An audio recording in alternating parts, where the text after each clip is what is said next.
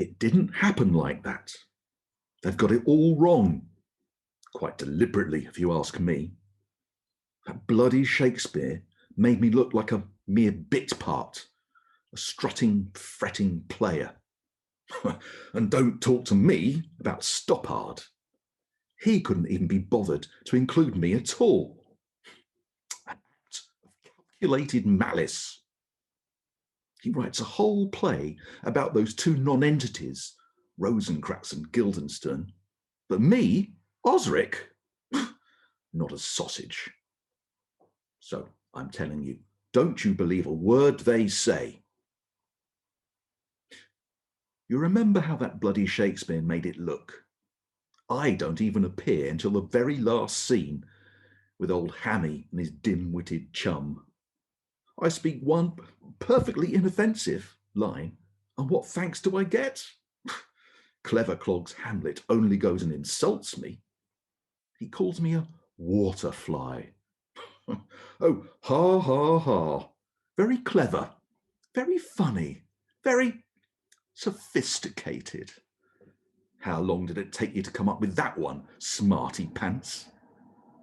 Must have taken all your education at the University of Walthamstow, or wherever it was. Well, I'll tell you what, Hammy. One may smile and be a total twat. Only then does that bloody Shakespeare let me speak for myself. And even then it's only clumsy exposition. Praising Laertes to the skies and delivering the news that the king has set up a fencing match between the two of them. Then it falls to me to umpire it, during which I'm given my one and only vaguely memorable line, "A hit, a very palpable hit." That's all very well, but this travesty of a play has no right to be any kind of a hit. Then you know how it goes. Dead bodies all over the stage, blah, blah, blah. I announce the arrival of Fortinbras. Go, bid the soldiers shoot. And we're off. Well, okay, that was more or less what happens. Though my comebacks to Hammy were a lot more scintillating in real life. I tell you that for nothing. I got off some real zingers. But more important is what happened that bloody Shakespeare didn't see fit to include.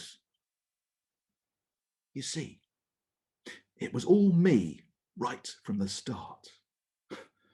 You don't really think that old dotard Polonius was capable of running the country by himself, do you? That was me. I was nominally his number two, his right-hand man. But in reality, I did all the work. I was handling the negotiations with the King of Norway and Prince Fortinbras and all the other affairs of state, while Polonius just went around bumbling and burbling as usual.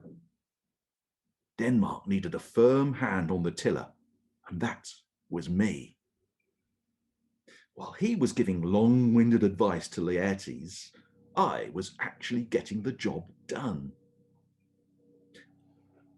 And you know what else? You know how Claudius kills his brother, King Hamlet, by pouring poison in his ear? Well, that was me too. Well, I don't mean I actually poured the poison in the ear. That would have meant getting my hands dirty, and that's really not my style.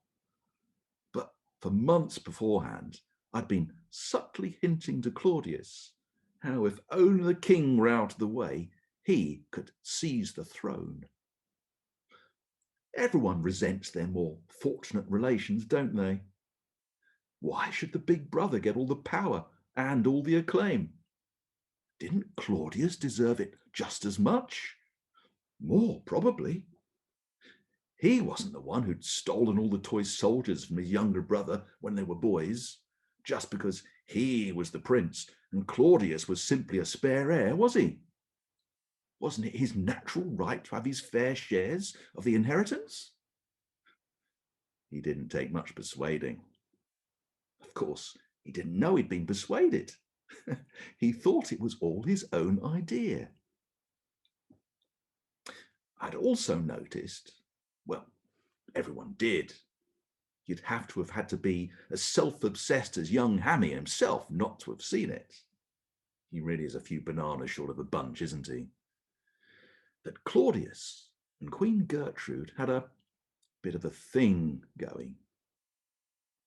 If it could be somehow arranged that the king was out of the picture, then his road would be clear to the throne and the royal bed. 2 birds with 1 stone. Oh, you should have seen me painting the picture. To tell the truth, I had a bit of a thing for Gertrude myself, which helps no end when I was inflaming Claudius's imagination and lusts. I just put him in my shoes. But one thing at a time. Patience, Osric. And does that bloody Shakespeare so much as hint at any of this? Does Stoppard? Don't make me laugh. Well, no danger of that. That bloody Shakespeare or Stoppard making me laugh, that is. But as funny as a boil on the bum. I had it all planned out. Having removed the king from the scene, and with Claudius on the throne, it was necessary for Claudius to be the next to go. If Hammy himself could be brought to do the deed, it would be very convenient for me. I didn't want to take any unnecessary risks in doing it myself. Plus, another sudden death by apparent heart attack so soon after the first would have aroused suspicions. Another methods wouldn't have worked, as I really don't like the sight of blood. So I came up with my best idea yet. Somehow, I had to let Hammy know how his dad had died, and then I could just stand back and let nature take its course. But how? It took a bit of thinking. You're going to love this. The ghost. That was me. Turns out that medieval Danes are a pretty superstitious and suggestible lot. Drop a few hints about haunted castles, prepare the canvas you're going to work on, then all you need are a few lighting effects and a bucket to speak into to distort your voice, and Claudius is your uncle. When Hamlet or the others thought they saw or heard a ghost, it was 95% in their imaginations. People see what they want to see, don't they? Or rather, they see what I want them to see. That bloody Shakespeare had to go and make it seem as if the ghost is real. There may be more things in heaven and earth than are dreamt of in that philosophy of that loathsome little lapdog Horatio. But let's face it, that's really setting the bar really rather low, isn't it? I really don't think his imagination goes much beyond toading up to Hammy and chatting up the buxom barmaids in the pubs of downtown Elsinore. Things that go bump in the nights, or things that implore you to bump your uncle off regardless of the time of day, are for credulous simpletons to believe in and me to exploit. I know what you're thinking. The scene in the lovely Gertrude's bedchamber when Hamlet sees and hears his father's ghost, but she doesn't. How did I pull that off? Well, you remember that Polonius tells the king is heading for his mum's room, and that he, Polonius, is going to go and hide there behind the arras. Naturally, Polonius told me, his faithful second in command too. Thinking quickly, I rushed there and, making sure the room was empty, went in and hid myself under the bed. Moments later, Gertrude and Polonius enter, and then the old buffoon hides himself, and the young buffoon enters. Hammy is having such a teenage temper tantrum by this time, Hammy by name, Hammy by nature, that it was simplicity itself for me to flip his switch, just by uttering the subtlest possible little moans and groans, and making the merest flutterings of the valance just on the edge of his vision. He didn't actually see or hear any ghost. It was simply the very coinage of his brain. My plan all along had been to provoke Hammy into murdering his uncle.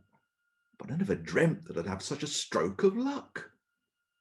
Even before I started my underbed act, he suddenly lunged at Polonius behind the curtain. And bingo! That was one problem out of the way without me having to lift a finger. But King Claudius was still in my way, so I had to act, which was why I started my ever so understated shenanigans. Worked a treat too. Well, you know the rest. I've got to admit it didn't work out quite as I'd planned it, but I got most of what I wanted in the end, so who's quibbling? The king packs Hammy off to England, where he's going to be executed, which would suit me nicely. Oh, so innocent, Ophelia goes mad and drowns herself, boo-hoo and all that. Laertes blames Hamlet. The first sensible thing is said during the whole play. A letter from Hamlet arrives announcing he's back in Denmark. The king announces a plan for Laertes to get his revenge. And who came up with this ever so sly scheme? That was me. Obviously, it was my idea. Claudius could never have come up with anything as cunning as that by himself. He can barely squeeze his own toothpaste. The poisoned rapier and chalice of wine are a nice touch of Grand Guignol, don't you think? I was pleased when I came up with that. Okay, it got a little bit out of hand at the end. It was always going to be a bit of a bloodbath, but as long as Claudius and Hamlet got the chop, I didn't much care about that. Nice but dim Laertes was simply collateral damage. Shame about the gorgeous Gertrude, though. I admit I didn't see that coming. I had plans for her. Still, mustn't grumble. Hamlet sends me off to seek out the source of the treachery. Rather a nice little irony that, don't you think? And I come back to announce the arrival of Fortinbras, the Prince of Norway, who's going to take Denmark under his wing. And guess who tipped him off that now would be a suitable time to make his move? I'd got to know Fortinbras' ways pretty well in the years I'd been dealing with him, and I was confident I could twist him round my little finger, just as I had Claudius. And guess who was now poised to become his loyal lieutenant with local knowledge and effectively be the power in Denmark? All the uses of the world may be weary, stale, and flat, but believe me, they're not going to be unprofitable for yours truly. Yes, that was me. It was all me right from the start. What? You don't believe me? You mean you believe that bloody Shakespeare, but not me, who was on the spot? I've got to say I find that pretty offensive.